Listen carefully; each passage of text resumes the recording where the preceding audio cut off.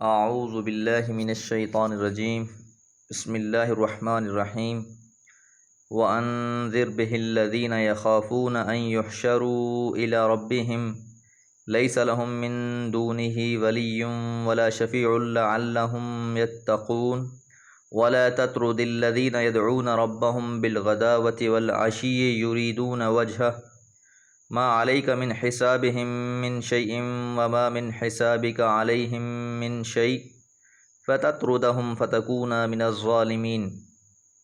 سورۃ الانعام آیات 51 اور 52۔ وانذر اور ڈرائیے، بہ الذین اس کے ذریعے سے، یعنی قرآن مجید کے ذریعے سے، یخافون جو ڈرتے ہیں، ان یحشروا کہ انہیں جمع کیا جائے گا، الی ربہم ان کے رب کی طرف۔ پچھلی آیت میں یہ بات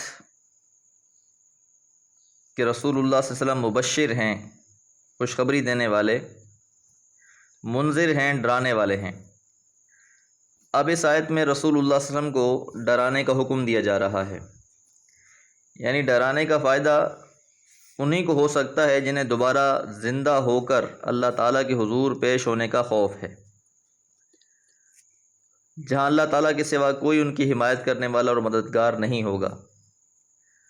تو عقیدہ آخرت بنیادی چیز ہے کہ انسان کے اگر ذہن میں یہ بات قائم رہے، محفوظ رہے کہ میں نے مرنا ہے اور مجھے مرنے کے بعد دوبارہ اٹھایا جانا ہے، تو پھر وہ اپنے اندر اللہ کا خوف بھی پیدا کرے گا اور گناہوں سے اجتناب بھی کرے گا اور اللہ اور اس کے رسول کی اطاعت بھی کرے گا۔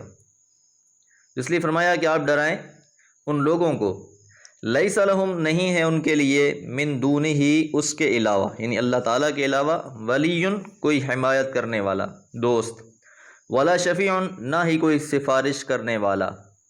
اللہ کے ہاں نہ تو کسی کی سفارش چلے گی اور نہ ہی کوئی کسی کی حمایت کر سکے گا، لعلہم تاکہ وہ لوگ یتقون پرہیزگار ہو جائیں، متقی بن جائیں۔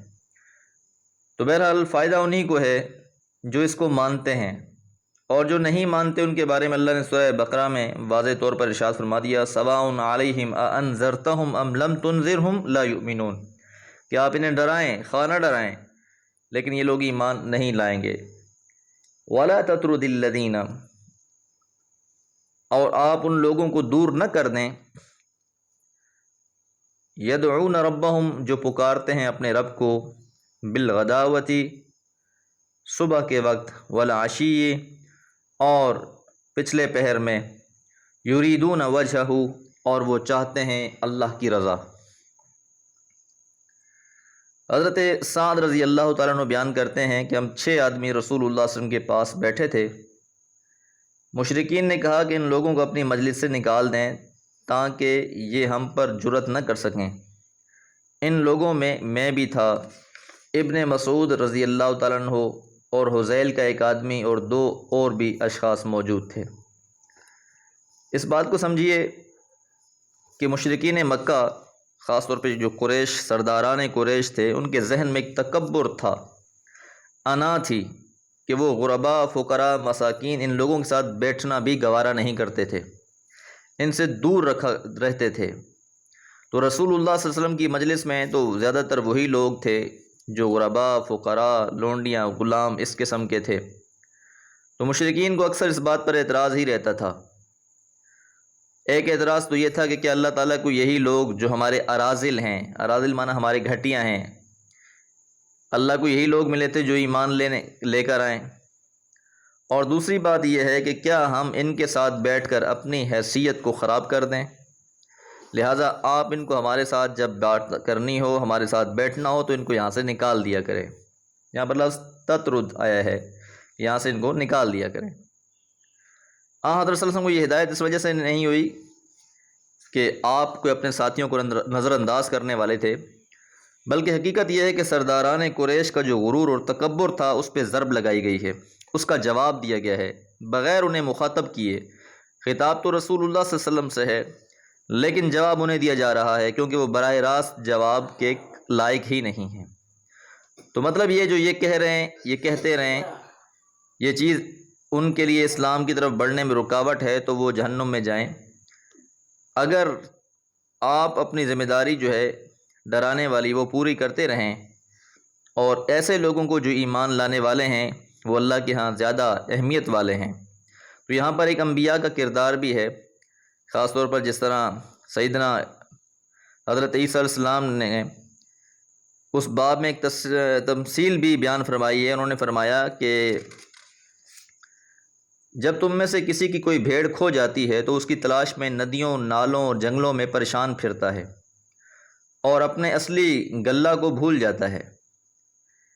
پھر جب وہ مل جاتی ہے تو اس کو اپنے کندھے پر اٹھا کر لاتا ہے اور اپنے لوگوں میں آ کر کہتا ہے کہ اے لوگوں میرے ساتھ خوشی مناؤ، اس لیے کہ میری کھوئی ہوئی بھیڑ مجھے مل گئی ہے۔ تو یہ تمثیل جس طرح اللہ تعالیٰ کی اس رافت کو ظاہر کرتی ہے جو اللہ تعالیٰ اپنے ان بندوں کے لیے رکھتا ہے جو گمراہی کے بعد ہدایت کی طرف رجوع کرتے ہیں، اسی طرح انبیاء حضرات کی اس بے قراری کو بھی ظاہر کرتی ہے کہ وہ ایک ایک انسان کے لیے کس قدر محنت کرنے کے لیے تیار تھے، اور پھر اس کے لیے محنت کی بھی صحیح، جس طرح کہ رسول اللہ صلی اللہ علیہ وسلم نے فرمایا کہ تم میں سے ہر ایک شخص جہنم کی گڑھے کی طرف بڑھا جا رہا ہے اور میں اس کی پشت سے پکڑ کر اسے واپس کھینچ رہا ہوں۔